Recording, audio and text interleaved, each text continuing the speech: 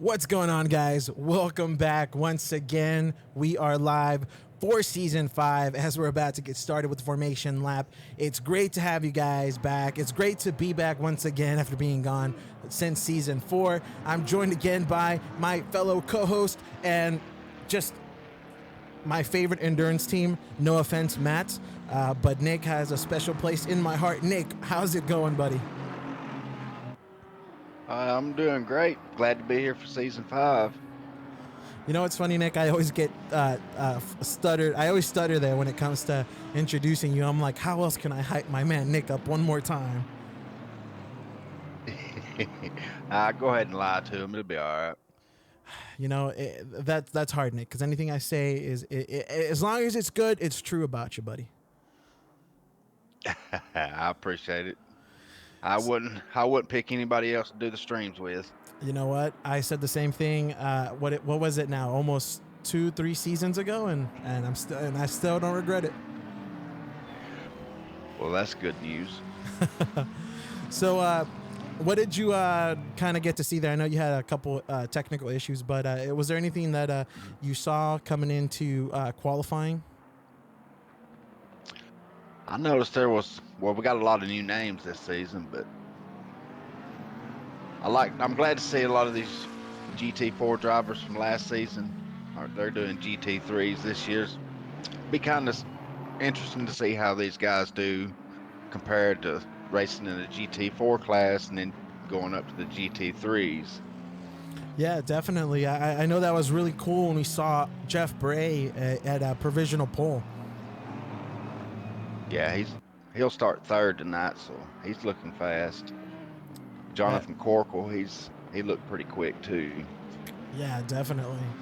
It's pretty cool to kind of see what how we saw Jeff Bray running in P2 with the GT4s and how the change of cars just really sent him back up the grid again. That's pretty cool to compare him with the other drivers. And so far, we're going to look at the leaderboard. And it is to no surprise that we have Mr. Universe Carter Close running in pole here at Imola. It's pretty interesting, Nick, to be back and not see... you know what? I already forgot their names. Well, we don't have Robin Borden. Yeah, well, that's true. Charles Saylor, Clark Muller. It's going to be interesting without them this season. Doug as well. We do have a Doug, but it's going to be Doug Gatto this season. And it looks like we might have another set of brothers as Doug Gatto and Nick Gatto are in Split 2 this season. Have we verified they're brothers? Or is that just another hunch like last year? Yeah, I'm gonna take the hunch. I'll take it. It's possible they're not. But here we go, guys. The formation lap is ending, and we are about to get started. We are back one more time at Imola for the first event in Season 5. This is the GT3 League, Split number 2. It's going to focus a lot like Split 1. And as Nick is right, we are about to get started. That's not the line. I always get confused, Nick, on that one. Yeah, it does me too. It's always so tricky. And we are live. The lights are green and we are racing. It looks like Trevor Stade has gotten a great lead. That's unfortunate for Carter Close. It looks like Trevor might have started a little further ahead. So far, we go into Tamburello. A bit of contact with the two Lexuses there. Nothing bad so far. It doesn't look like, and it looks like we might have a couple yellow flags towards the back, unfortunately. Garrett Humphrey getting a bit of push there from Davin Sturdivant towards the back. Great job by Trevor Stade, maintaining his lead, keeping ahead of Carter Close for the moment. Let's jump a little further back, see what action is going on. A little complicated at the moment as kind of everyone has split up a little bit. And it looks like Dave Martin and Max G fighting out of Tosa. You know, it's always interesting being back. It's always trying to get into the flow. Oh, and there comes a bit of contact with Dave Martin and Corey Robbins as Corey Robbins gets around Max G. You know, Nick, looking at these two Lexuses, I'm missing the Lexus bros right now. Yeah, that's what I was just doing. I was looking for the third one here, but I don't see him in the race. Only 2 this season. Coming out of Variante Alta, Trevor stayed maintaining his lead from Carter close. Nothing so far at the moment that I would call a potential move for Carter close. You know, Nick, that's got to be tough. What do you think might have happened there to Carter out of coming off the line? I don't know. Imola's pretty tricky at the start with how turn one comes up on you, and he was probably being a little too conservative, not wanting to cause any trouble at the beginning, and stayed. Look, he took advantage of it. So I think he's got the lead. And once you get out front in these races, it's hard to chase down the leaders. That is So true. we'll see how this goes. Let's hope that Carter Close is pulling a Christopher Greer and just letting him get ahead to make the pass. And it Got looks to make like it more dramatic. he almost made the move coming into There he Tosa. goes. And it looks like it Couldn't didn't quite stick. get to drive off. No, that's unfortunate.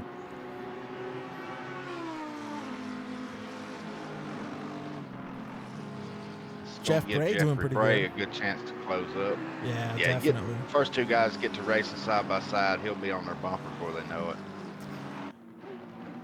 Unfortunately, We've got another new name. Was it Yeski? Is that how you pronounce his name? Yeski? that's a tough one. I think I'm gonna go with Yesk. But you know, Yeski could be right too. How about we do both and then let him tell us? That way one of us will be right. I mean, you know, we got to play the odds. Yeah, he looks pretty quick too. So It's going to be interesting to watch him with Jeff Bray, since, and honestly, I was going to say Jeff Bray might have an idea of Carter's driving, but I don't think that's true, as they've raced in different leagues. So I think everyone here is kind of unfamiliar with who was around them. yeah, I think maybe Carter Close and Jeff Bray's got a little familiarity, because I noticed they teamed up the last 2 endurance races and raced on the same team, so they might be a little more familiar with each other than we realize. That is true, and with the same car, if they're potential teammates, you know, they might have similar setups as well.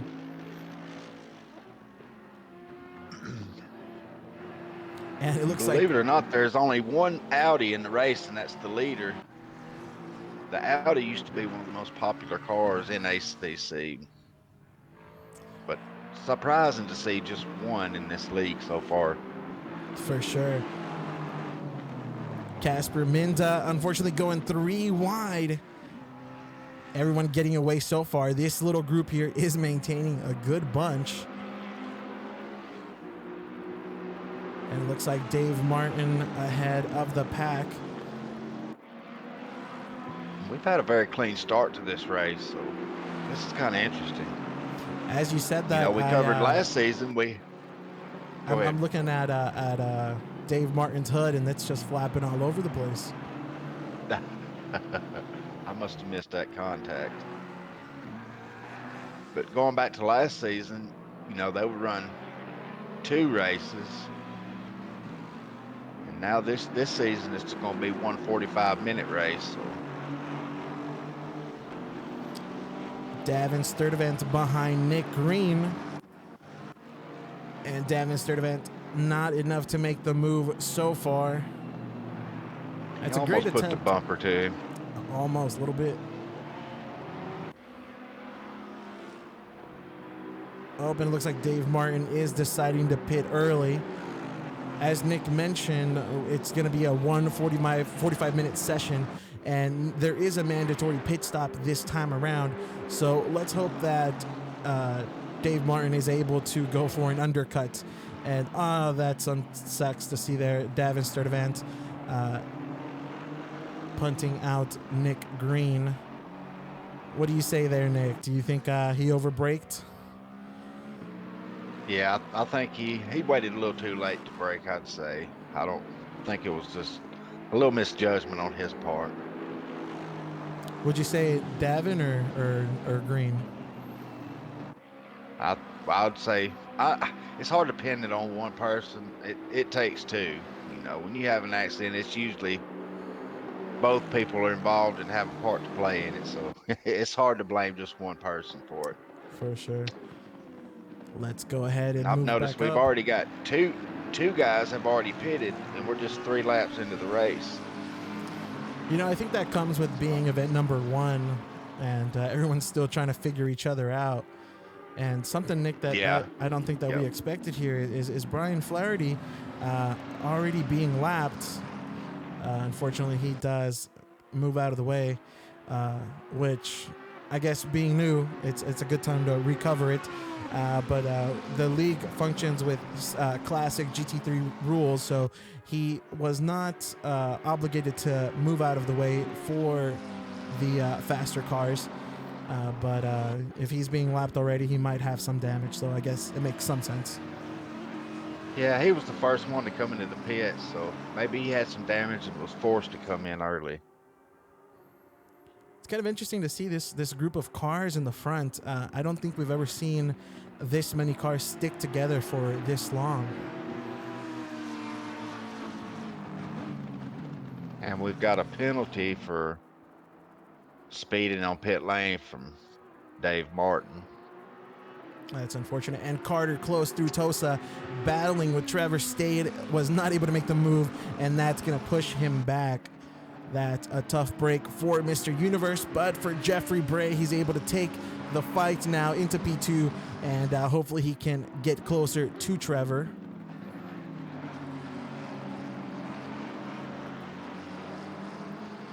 Now Carter close Don't is going count to have out to Jonathan battle. Corkle yet.